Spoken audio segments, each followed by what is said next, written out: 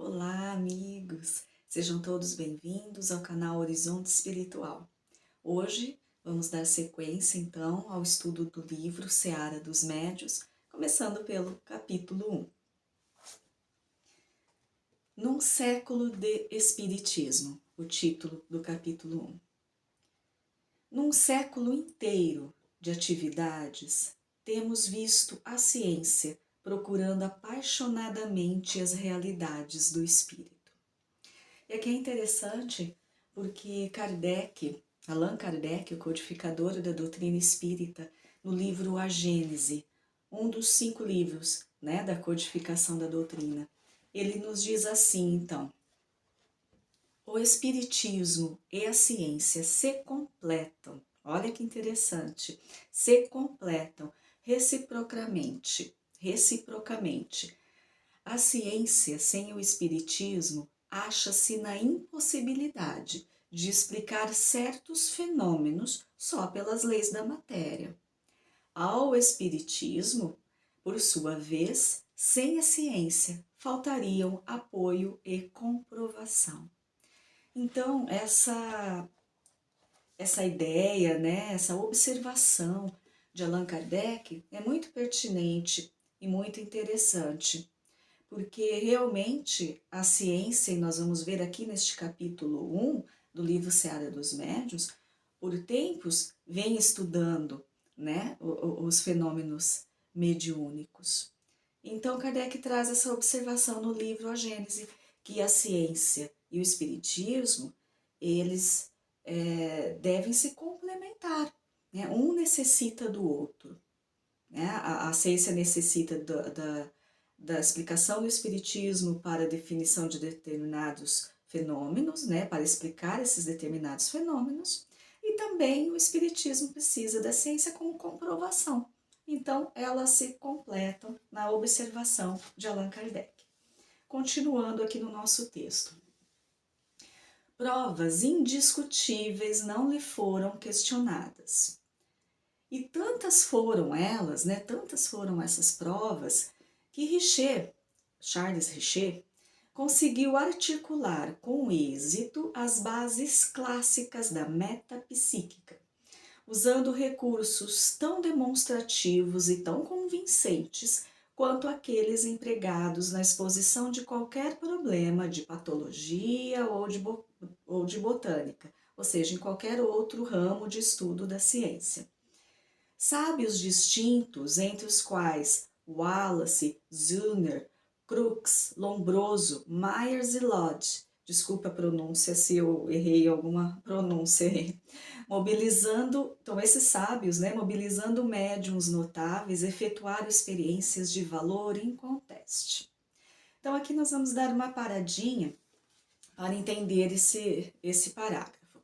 No livro Parapsicologia, uma visão para a psicologia, uma visão panorâmica, do cientista Hernani Guimarães Andrade. Não sei se eu consigo mostrar aqui para vocês este livro. O Hernani Guimarães Andrade, então, ele nos traz informações sobre esse estudo da parapsicologia, nos traz informações de quem foi Charles Richer. Charles Richer foi um professor, um doutor. Ele foi o fundador da metapsíquica. Ele nasceu em 1850 e faleceu em 1935. E o que é esse estudo, essa metapsíquica?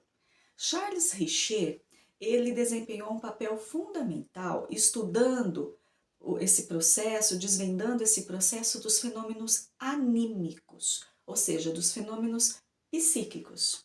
Então, isso estuda a metapsíquica, esses fenômenos psíquicos que provêm do próprio espírito do médium, da mente, tá bom? Então, não é um fenômeno mediúnico, porque não precisa dessa intervenção de espíritos de outras consciências, é apenas o espírito do médium atuando. Então, são os fenômenos da metapsíquica, os fenômenos anímicos. Por exemplo, nós temos a telepatia, a telecinesia, que é o movimento dos corpos inertes, dos corpos que não podem se movimentar por si só. Então, nós temos alguns ruídos e pancadas. E é interessante observarmos que conforme a gente vai estudando, vai lendo sobre esses fenômenos, sobre as pesquisas, existe uma separação, obviamente, né, entre fenômenos anímicos e mediúnicos, mas dependendo do fenômeno anímico, essa separação entre um e outro, conforme o processo desse fenômeno, é uma linha muito tênue que se separa, né, que separam os dois. Isso de acordo com o fenômeno, né, com como tudo ocorre e o processo que ele se dá, que ele toma, né? Então isso é interessante também para uma abordagem, um estudo, né? Uma leitura mais intensa. Né? Então nós vamos fazer aqui uma breve classificação que nós encontramos no estudo da doutrina espírita, especificamente no livro dos médiuns, quando Kardec nos traz a separação dos fenômenos. Então, nós temos os fenômenos anímicos, né, que eles ocorrem, eles existem, e eles foram muito estudados pelo Charles Richer, ali pela metapsíquica. Então, nós temos esses fenômenos anímicos e nós temos os fenômenos mediúnicos, propriamente ditos mediúnicos. E dentro desses fenômenos mediúnicos, nós temos a mediunidade de efeitos físicos, e nós temos a mediunidade de efeitos intelectuais. Dentro dessa mediunidade de efeitos físicos, nós temos os fenômenos que são involuntários, que a pessoa não precisa nem ter a vontade de produzir o fenômeno, né? E eles podem acontecer. E nós temos os fenômenos voluntários, dependente da vontade, né, do médium. E nos fenômenos intelectuais, nós temos também aí uma gama de fenômenos, né, de classificação, nomenclatura, mas aqueles que são mais propagados, né, que mais se fala, mais se conhece, são os fenômenos da psicografia, que é a escrita mediúnica, e os fenômenos da psicofonia, né, que é a comunicação vocal, né, do espírito, tá, através do médium. Então, essas classificações aí também, nós teremos aqui no canal um vídeo futuro abordando, né, mais claramente, com maior teor, essa classificação. Então, aqui só para que a gente não se perca. Mas a metapsíquica, então, estuda, né, os fenômenos psíquicos, tá bom? Fenômenos psíquicos. E outra grande contribuição desse professor, desse cientista, Charles Richer, outra grande contribuição foi a descoberta, né, a observação do ectoplasma. O ectoplasma, que é essa substância, né, meio que gelatinosa, vaporosa, enfim, que todos nós produzimos, tá? Que todos nós exalamos. Mas os médiuns, ou então as pessoas que têm uma capacidade maior, né, elas têm uma produção mais intensa desse ectoplasma. E também foi Charles Richer estudando este material, né, que deu esse nome, deu a nomenclatura, né, dessa substância, né, que ele encontrou. Então, ele nomeou de ectoplasma. E é interessante que no seu livro, né, sobre a obra, sobre a metapsíquica, ele estudou também vários médiuns, né, estudando uma médium especial, uma grande médium do espiritismo, chamada Eusápia Palladino. Ele estudando, então, né, esses fenômenos a partir dessa médium, Eusápia Palladino, ele faz uma citação nesse livro dizendo assim: são as formações difusas que eu chamo de ectoplasma, porque essas formações difusas, elas parecem sair do próprio corpo de Eusápia. Então é produção anímica, é do próprio médium, né? Não precisa de intervenção de nenhum espírito, ela não está naquele momento daquela produção, naquele momento que está saindo ali, né, exteriorizando aquele ectoplasma dela, ela não precisa, ela não está sendo um instrumento de intercâmbio. Naquele momento, ela tem aquela condição de produzir e externar numa grande quantidade esse ectoplasma, tá? Então, essa parte desse fenômeno, ela é anímica.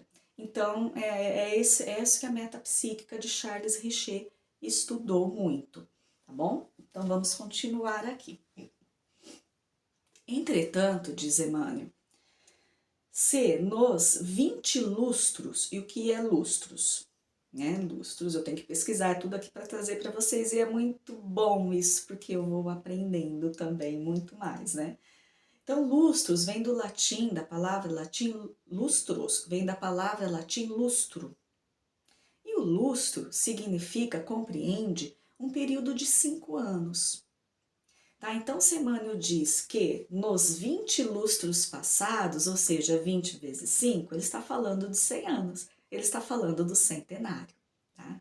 Então, se nos 20 lustros passados a mediunidade serviu para atender aos mistérios brilhantes da observação científica, projetando inquirições do homem para a esfera espiritual. Então, aquela curiosidade, né, humana, natural, sobre os fenômenos que estavam acontecendo. É justo que satisfaça agora as necessidades morais da Terra, carreando avisos da esfera espiritual para o homem.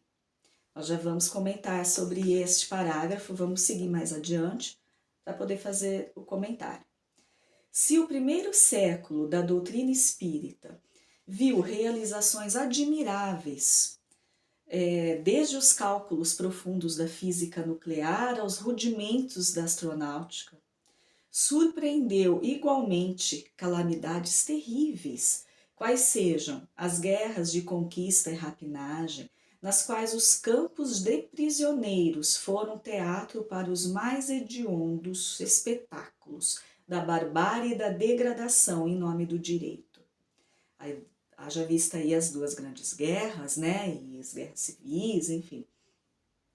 A técnica na destruição das cidades em massa, as inquisições políticas, a afeição das antigas inquisições religiosas, amordaçando a liberdade da consciência, a proliferação das indústrias do aborto, às vezes com o amparo de autoridades respeitáveis, a onda crescente dos suicídios, o delírio dos entorpecentes, o abuso da hipnose, o lenocínio, ou seja, o comércio carnal, né, do corpo, o lenocínio transformado em costume elegante da vida moderna, o aumento dos chamados crimes perfeitos com manifesta perversão da inteligência, ou seja, usando a inteligência do modo pior, né?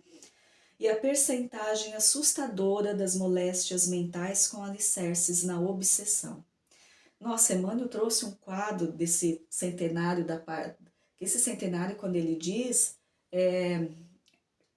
até a primeira metade, né, do século XX, porque esse livro foi publicado em 1961, então ele está falando ali, né, do advento da doutrina espírita, que foi em 1857, até ali aquela final da primeira metade do século XX, né? Então ele está falando deste período que é este centenário.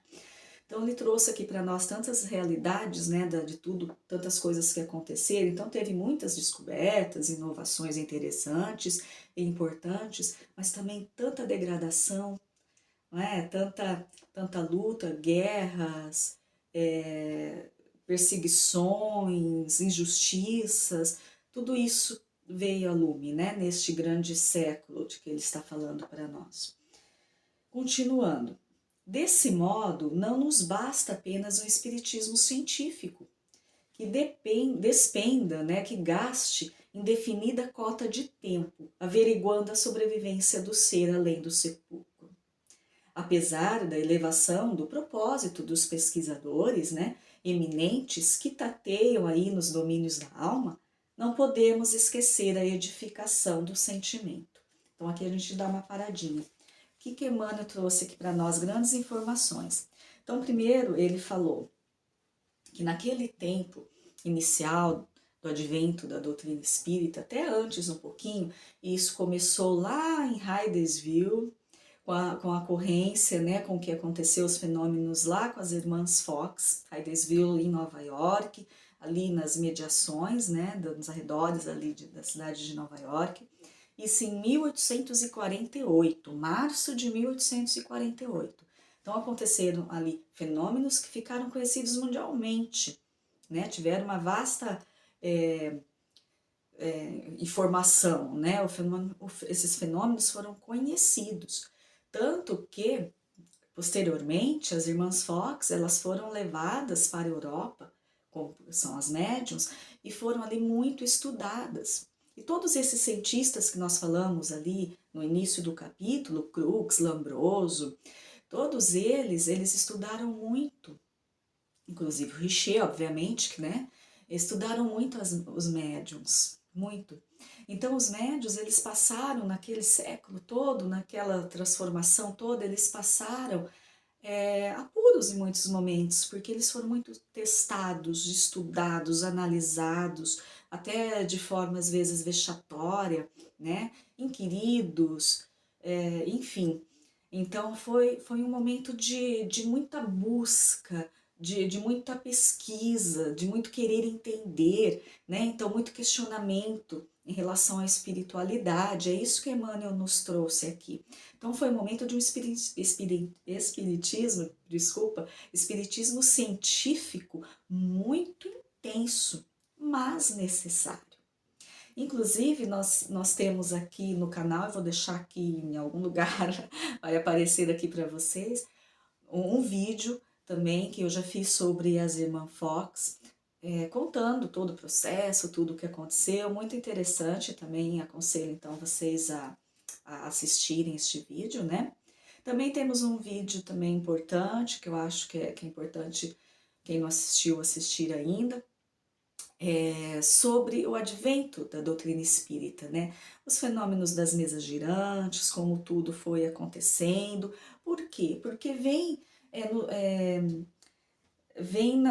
dentro disso que Emmanuel está nos falando. Então, naquele momento foi necessário muito barulho, né? Aquele espetáculo mesmo. Para quê? Para acordar, né, a humanidade, para despertar a humanidade, para o que viria, que era o Consolador prometido. Mas primeiro tinha que ser com curiosidade, né? Até com diversão em muitos momentos. E nós vamos ver isso lá no vídeo, né? Tá bem explicadinho. Por quê? Porque precisava aguçar a curiosidade das pessoas e também, principalmente, desses cientistas, estudiosos, né? Então, todo mundo tinha que ter essa curiosidade de ver o que acontece, por quê, de onde vem, enfim, fazer pesquisas e análises, né? Como diz Herculano Pires no livro Espírito e o Tempo, ele fala que foi uma invasão organizada. E foi mesmo, foi uma invasão, porque não aconteceu só em Paris, só na França, né? Houve nos Estados Unidos, em outros ambientes, outros países, outros lugares. Claro que ali se concentrou, mas porque ali estava o missionário Allan Kardec, que iria depois fazer esse grande trabalho, né, que tinha essa grande missão e tarefa de codificar a doutrina espírita para nós, para podermos estudar e analisar, né? Enfim, então nós temos também um vídeo aqui importante. Mas o que Emmanuel está nos dizendo é isso, já foi aquele momento, não que não aconteçam as pesquisas, enfim, mas aquele momento já foi necessário, né? E já teve muito dessas pesquisas, desse trabalho. Mas elas ainda continuam também, porque ele diz aqui, como que ele fala, que nós não precisamos mais de um espiritismo científico que gaste muito tempo para nos provar a existência da alma, para nos provar a comunicação, né, mediúnica. Então, Emmanuel está nos dizendo, este livro, ele foi feito não para provar mais nada a ninguém. E a doutrina espírita não está aí mais para provar mais nada a ninguém, né? Não precisa, porque naturalmente as pessoas vão passando a conhecer, ou algum fenômeno vai acontecendo, ou alguma curiosidade, e naturalmente elas virão, se quiserem, para o entendimento, para o conhecimento da doutrina. Mas esta obra, Seara dos Médiuns, Emmanuel realizou especificamente, particularmente, para aqueles que já creem, para aqueles que já aceitam a sobrevivência da alma, a comunicação mediúnica. Eles não estão querendo provar nada aqui. Então aqui esse livro Seara dos Médiuns é para quem já sabe, para quem já aceita. É apenas para conhecer, para se educar, né, a mediunidade, para compreender a importância da mediunidade. Para isso este livro. Então ele diz que nós não precisamos mais desse espiritismo científico para nos provar nada. Para nós, não. Né? Agora nós precisamos o quê? Do significado moral da doutrina espírita. Moral da mediunidade. É aquela transformação íntima. É disso que Emmanuel está nos trazendo. E aqui ele segue. É assim que, repetindo as lições do Cristo para o mundo atormentado, imagina, tudo que ele nos relatou desse centenário, e nós estamos vivendo tudo isso ainda, né? Então nós ainda vivemos num mundo atormentado. É assim que, repetindo as lições do Cristo para o mundo atormentado, não nos achamos simplesmente diante de um espiritismo social. Não. Mas em pleno movimento de recuperação da dignidade humana. Porquanto, em verdade, perante o materialismo irresponsável, assombrear universidades e gabinetes, administrações e conselhos, laboratórios e templos, cenáculos e multidões, o Evangelho de Jesus para esclarecimento do povo tem regime de urgência. Então é um apelo de Emmanuel para nós aqui. Para nós que já somos espíritas, para nós que já temos o desejo de conhecer a doutrina, ele está nos dizendo que a doutrina não é fenômeno. A doutrina e a mediunidade não são apenas fenômenos mediúnicos. Vem muito além disso, né? Porque cada pessoa que compreende a doutrina, que estuda a doutrina, percebe a necessidade de se responsabilizar diante da vida. E se nos responsabilizamos diante da nossa vida e também daquelas que estão à nossa volta, nós temos que nos transformar. Então é a devolução, é a regeneração, é a dignidade humana que Emmanuel está trazendo para nós agora com a doutrina espírita. Então nós temos que observar isso. Aquele momento de muita pesquisa, de muita laboratório, foi importante? É importante, mas não é só isso agora. Agora nós temos que cuidar do espiritismo moral e da nossa transformação moral. Então é muito interessante quando ele fala aqui na última frase, né, que o Evangelho de Jesus para esclarecimento do povo tem regime de urgência. Porque é o Evangelho de Jesus. Jesus é o nosso caminho, é o nosso guia, é aquele a quem nós devemos seguir, é aquele que nos trouxe a verdade. Então ele é o caminho para a construção da nossa dignidade, né? Então é a ele que nós devemos compreender, analisar, estudar as suas palavras para para realizar em nós aquela nossa reforma íntima, né, que tanto a doutrina espírita prega, tanto nos esclarece sobre a necessidade. E aí nós pensamos, e como a mediunidade atua nesse sentido? Qual a importância da mediunidade no sentido da dignidade humana? Aí nós temos no livro de Leon Denis, maravilhoso livro No Invisível, e que ele traz aqui para nós no capítulo que é Educação dos Médiuns. Ele traz aqui um trechinho que eu vou ler para vocês bem curtinho, um parágrafo. Ele diz assim: não há mais nobre, mais elevado cargo que ser chamado a propagar, difundir, sob a inspiração das potências invisíveis, a verdade pelo mundo, a fazer ouvir aos homens o atenuado eco dos divinos convites, incitando-os à luz e à perfeição. Tal é o papel da alta mediunidade. Então, a mediunidade, aqui ele diz alta mediunidade, é a mediunidade com Jesus, a mediunidade educada, responsável, trabalhadora, atuante, né? Então, ele está querendo nos dizer que o médium, quando ele realiza o trabalho dentro da seara do Cristo, com muita responsabilidade, educando, desenvolvendo bem a sua mediunidade, educando a sua mediunidade, que vai muito além daquele momento apenas da reunião mediúnica. Mediunidade é 24 horas de trabalho e de transformação íntima. Então, quando o médium atua desta maneira, podemos dizer, não com perfeição, claro, que aqui no nosso planeta Terra, de provas e expiações, não temos ninguém na perfeição, né? Então, nós os médiuns, nós trabalhamos, quando trabalhamos com essa responsabilidade da seara do Cristo, nós estamos sim divulgando o Evangelho de Jesus e auxiliando muito também.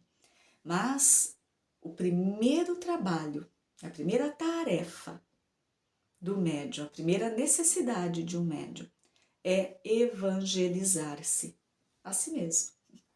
É a sua transformação moral, para então poder ser esse bom instrumento, né, das forças superiores para o trabalho dentro da seara de Jesus, auxiliando na divulgação, na propagação do Evangelho do Cristo, que é o que a humanidade precisa.